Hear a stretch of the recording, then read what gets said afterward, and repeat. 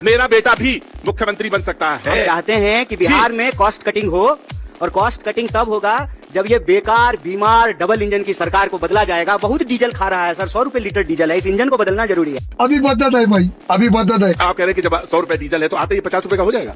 काहे नहीं होगा? 50 रुपए का हो जाएगा। काहे नहीं होगा? तो कर्नाटक में कर दीजिए ना। नहीं, 50 रुपए कर्नाटक में करिए।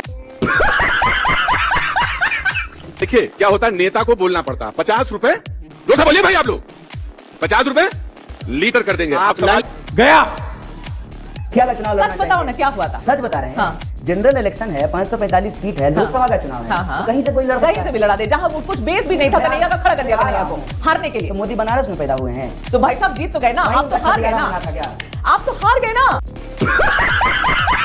जो लोग भारत तेरे टुकड़े होंगे जैसे लोगों को अपना हीरो मानते हैं, ये वीडियो उन जैसे लोगों के मुंह पर तमाचा मारने वाला है। दोस्तों, इस वीडियो में कुछ ऐसे क्लिप्स हैं जहां कन्हैया कुमार जैसे देशद्रोही की बोलती तक बंद हो गई है। वीडियो काफी शानदार होने वाला है, इसलिए आप लोगों से अनुरोध है कि कृपया अंत तक जरूर देखें। और यदि आप इस चैनल पर पहली बार हैं तो चैनल को सब्सक्राइब करें ताकि ऐसे वीडियो आपको हमेशा देखने को मिलती रहे। वीडियो थोड़ा भी पसंद आए तो लाइक जरूर करें और अपने दोस्तों के साथ शेयर करना बिल्कुल भी ना भूलें। तो हेलो दोस्तों, मैं Abhay Nagvanshi, change your luck, zero से हीरो तक में आपका स्वागत है।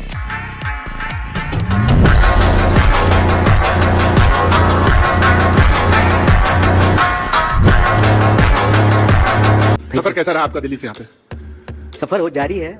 सफर नहीं, दिल्ली से यहाँ आने का ठीक ही है सफर। अच्छा रहा। प्लेन वेन पे चढ़ गए थे आराम से? जनसाधारण से नहीं आए हैं। जनसाधारण से नहीं, मैंने कहा प्लेन से चढ़ गए आराम से। जनसाधारण से गए थे। जनसाधारण से नहीं, मैं इसे कह रहा हूँ जनसाधारण से गए थे या आए थे, चढ़ गए थे आराम से। मेरे को इस बार रिक्स लेने का ही नहीं है, बिल्कुल रिक्स नहीं लेने का है। हाँ, दिक्कत तो नहीं हुई? नहीं दिक्कत। लेकिन आजकल आपको दिक्कत हो रही है चढ़ने में?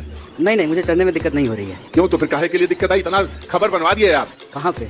पूरे देश भर में कि राहुल गांधी जी मंच पे चढ़ाए नहीं है आपको। नहीं, मंच कहाँ था? अब वो जो गाड़ी थी, जो बना था, जो भी था, ट्रक मेरे लिए पीछे अलग से जो है भैंसिया तैयार हो रही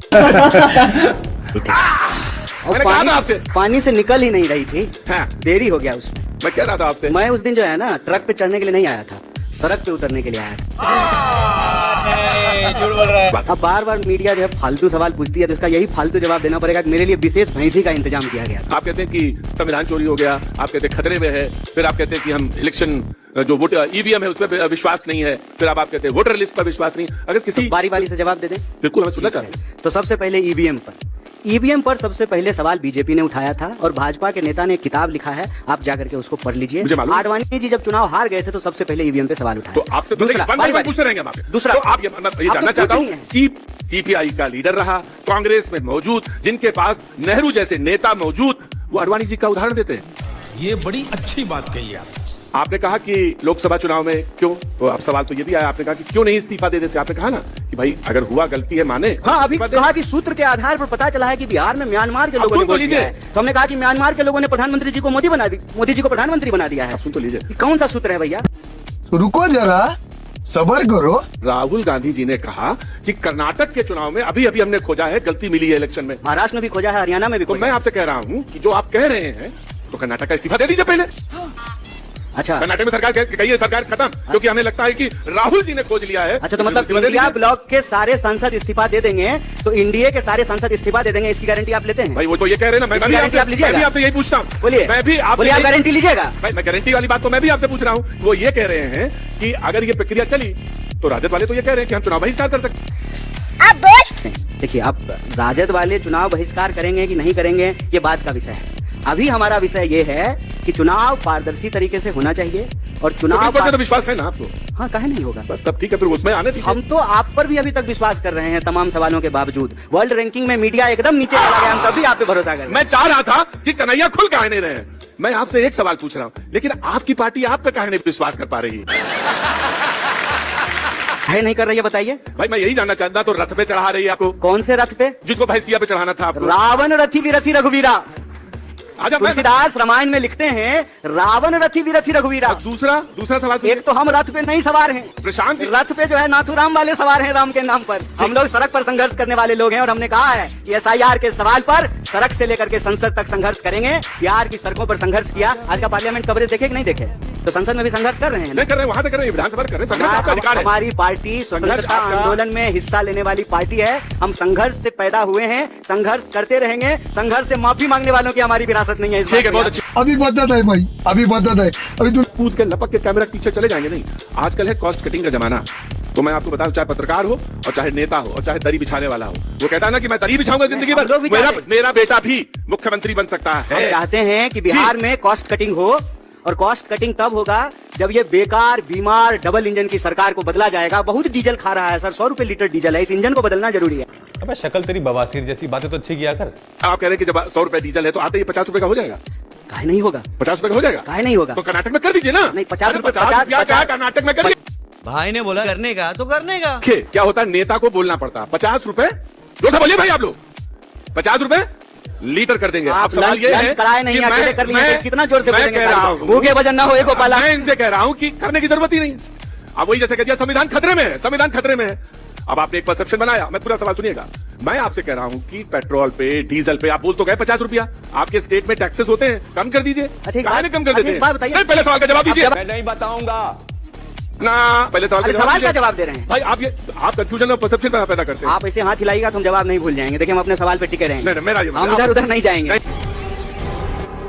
निकल यहाँ से। प्रधानमंत्री जी जो है एक नया शब्द चलन में लेकर के आए हैं, और ये इनकी पुरानी आदत है। अगर भगोरागिरी समझते हैं, भगोरागिरी अगर खेल होता तो साहेब वर्ल्ड चैंपियन होते। मैं ये कहना चाहता हूँ। अच्छा, आपके राहुल जी तो कहीं जाते नहीं हैं? जाते हैं। कहाँ जाते हैं, नाम बताइए। तो राहुल जी प्रधानमंत्री हैं। राहुल जी को प्रधानमंत्री बना दीजिए। पार्लियामेंट में खड़ा होकर के सवालों का जवाब दें। ये होता है दोहरा बात। किसका? कि मुझे भी बोलने का हक है। अपने दिल से पूछिए, जाको रही भावना जैसी मुहूर्त दिखाई तीन मैं आपसे कुछ नहीं कह रहा। मैं बैठ जाऊंगा। मैं बहुत स्वतंत्र। आप ऐसे मत कीजिए। मैं बहुत स्वतंत्र। मैं बैठ जाऊँ। मैं आपसे कह रहा हूँ, आपको कुछ नहीं करना। अरे आपके पास सरकार की ताकत है, आप बैठिए।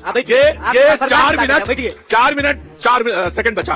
मैं आपसे एक सवाल पूछता हूँ। मैं ये प्रोग्राम अभी तुरंत खत्म हो जाएगा। आप मुझे बता दीजिए क्या कि राहुल जी कौन कौन देश में जाते हैं। सवाल खत्म, सेशन खत्म।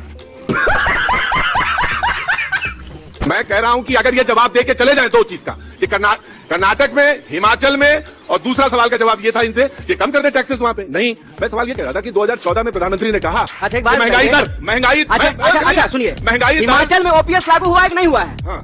खास करके भाजपा चंद्रमा बोलने बताइए। ये बताइए, ओपीएस लागू है ना? भारत जो है चंद्रमा पे पहुंच गया कि नहीं? पहुंच गया ना? तो आप ऐसे सवाल का जवाब देंगे तो क्या फायदा? अच्छा, ओपीएस लागू नहीं हुआ? अरे ओपीएस लागू हो गया। आप एक सवाल, भाजपा के कौन से राज्य में ओपीएस लागू हुआ है बता दीजिए। बिहार में कितने जिले हैं? क्या हुआ? कितने जिले हैं? 38। पक्का? आपसे ज्यादा जान। अरे बाप रे, ये तो धोती खोल रहा है। फिर की आखिरी शेर बोल करके बात खत्म करते हैं। इब्तदाए इश्क है, रोता है क्या, देखो आगे आगे होता है क्या। फिर बतियाएंगे। बहुत बहुत धन्यवाद। आपने आखिरी शेर बोला, माइक मेरे पास भी है। आखिरी शेर यह है कि वो झूठ बोल रहा था बड़े सलीके से।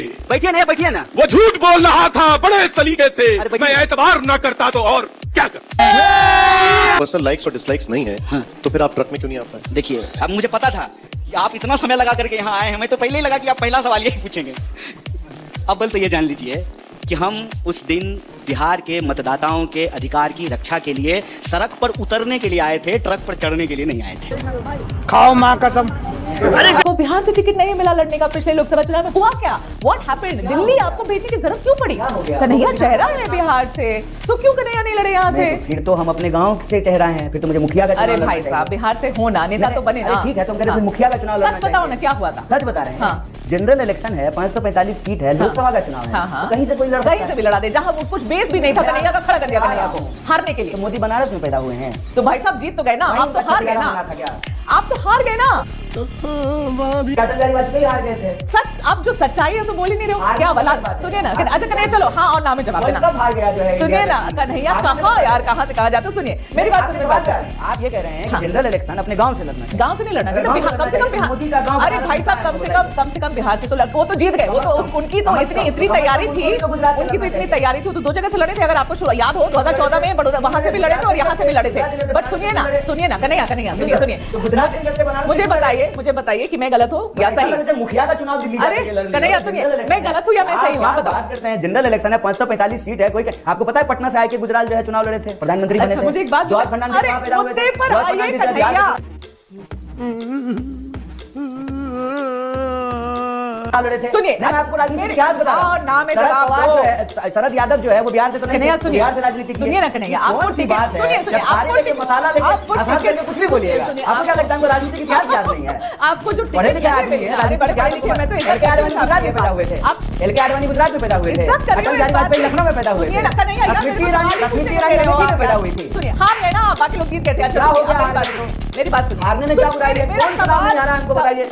कौन ऐसा नेता है जो चुनाव में सवाल तो हारता है? पूछने तो मजा तो आपको भी आ रहा है, ठीक है, सवाल तो पूछने नहीं, मजा लेने के लिए नहीं, आप तो झूठ बोल रहे हो, उसको मैं करेक्ट झूठ करने के लिए नहीं बोल रही हूँ, आप बोले मैं झूठ क्या बोल रही हूँ, मैं बोल रही हूँ क्यों गए, मैं पूछी क्यों गए, ठीक है, पढ़ने के लिए गए दिल्ली भाई, इसमें क्या बुराई है? जेएनयू वहां होता है, यहीं पढ़ते, इसमें क्या गलत बोल रहे हैं? सवाल सुन लोगे पहले। मेरा सवाल ये है कि क्या ये सच है कि लालू प्रसाद ने ये कंडीशन रखती थी कि कन्हैया कुमार बिहार से नहीं लड़ेगा, क्योंकि वो क्योंकि आप डायरेक्टली तेजस्वी के कंटेंशन में आ जाते? इस पे आपके पास क्या क्या प्रमाण है? इसीलिए तो पूछ रही हूँ। कोई हाँ, आधारिक बयान है? क्या हमारी पार्टी ने कहा है? क्या आरजेडी ने कहा है? क्या ये गलत है? आपसे पूछ, मुझे इससे मतलब ही नहीं। इलेक्शन हरा रही है कन्हैया, हम नहीं हरा रहे। अभी मोदी 240 पे है, हम नहीं हार रहे, हम बैसाखी पे चल रहे हैं। भाई साहब आप तो वहां भी नहीं पहुंचे, आप तो वहां भी नहीं पहुंचे कन्हैया। दायां पैर चंद्रबाबू नायडू के पास, कन्हैया भाई साहब आप तो 100 भी नहीं पहुंचे ना, तो फिर आप हम पर क्यों गुस्सा निकाल रहे हो? मैं तो आपको ये पूछ रही हूँ, कन्हैया सुनिए, मैं आपसे ये पूछ रही हूँ कि बार-बार ये जो पर्सनल सेटबैक हो रहा है, आप खुश होइए कि आपको 240 जब आप चुप होंगे तभी मैं सवाल पूछ पाऊंगी। नहीं, आपके पास सवाल है ही नहीं, मेरे पास सवाल है। आरएसएस का प्रोपेगेंडा करने के लिए ठीक है, बोलिए आपने। और 240 हो गया है बीजेपी का, इससे आपको दुख हो रहा है? हमको दुख हो रहा है, नीतीश कुमार की मदद से जो है सरकार चल रही है। कोई बात नहीं, मैंने तो अभी तक सवाल ही नहीं पूछा, आप ही बता रहे, मेरे मुंह में डाल रहे हैं। अगर मैं आरएसएस की मेंबर हूं तो जाके ढूंढ आइए ना, जाके ढूंढ आइए, फिर तथ्य में बात करिएगा ना कन्हैया। आपका गुस्सा ये जाहिर मेरा गुस्सा ही आपको सब बता दे रहा है। जिस तरीके से आपसे मैं तेजस्वी का नाम ले रही हूँ और आप गोल गोल गोल गोल गोल गोल कर रहे हैं, तो मैं भी समझ रही हूँ ना कि क्या हो रहा है, कि आपकी इतनी बैंड बजी हुई है कि आप लोग बोल नहीं पा रहे, क्योंकि मैं चूतिया हूँ, मेरा दिमाग चूतिया है, कि आप ये बोल ही नहीं पा रहे। आपको पता है कि बिना आरजेडी के आप खड़े नहीं हो सकते यहाँ पर, इसीलिए आप एक वर्ड नहीं बोल पा रहे तेजस्वी के ऊपर, और आप मेरे ऊपर लांछन लगा रहे बेवजह। हमारे यहाँ ऐसा ही होता है। हम जो है आरजेडी तो वही बात हो गई ना, वही बात हो गई, घूम घूम के वही बात हो गई। आप मुझे आगे बढ़ने भी नहीं दे रहे हो, पार्टनर के खिलाफ क्यों बोलेंगे? अरे खिलाफ क्यों बोलना है? आप ही को आपके खिलाफ खड़े होकर बोल रहा है, तो मैं सवाल पूछूं, फिर आप कहते हैं एजेंडा पे बात नहीं करूं, एजेंडा पे बात नहीं करूं। खड़े होकर मृत्युंजय जी ने अभी दिया। आदमी हमारे खिलाफ, अब देखो यही है ना, ठीक है, आगे बढ़े आगे बढ़े या ना बढ़े, साला ये दुख का खत्म नहीं होता बे। नहीं, वो आपकी इच्छा है, ठीक है। आप सवाल पूछेंगे कि आरएसएस। अरे आपसे तो मैं 4 हल्के सवाल पूछना चाहती थी, सच पूछिए, 4 हल्के सवाल भी सुनिए, और आप मुझे डर नहीं लगता है, हल्का भारी मत पूछिए, सवाल से लड़ो ना, संघीय से लड़ो ना। पर्सन बन गए। वही तो बात है। देखो आप लोग क्या करते हैं, आप लोग you try and attack the journalist. आपको लगता है कि ये स्ट्रैटेजी आपको लगता है कि स्ट्रैटेजी काम आ जाएगी, ये स्ट्रैटेजी काम नहीं आती है। हमारे पास क्या है? हमारे पास नहीं है, ना सीबीआई है, ना इनकम टैक्स है, ना स्ट्रैटेजी काम पुलिस नहीं है। आती। खत्म, bye bye, tata, goodbye, गया।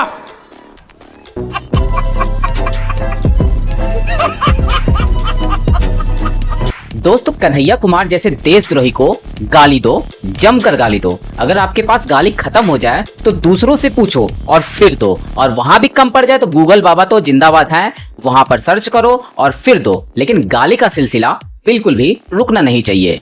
वीडियो आपने अंत तक देखा तो उम्मीद करता हूं कि वीडियो पसंद आई होगी, इसलिए लाइक करें और दोस्तों के साथ शेयर करना बिल्कुल भी ना भूलें। और आप इस चैनल को कहां से देख रहे हैं हमें कमेंट बॉक्स में जरूर बताएं। तो मिलते हैं आने वाले नए वीडियो के साथ, तब तक के लिए जय हिंद जय भारत, तो वंदे मातरम।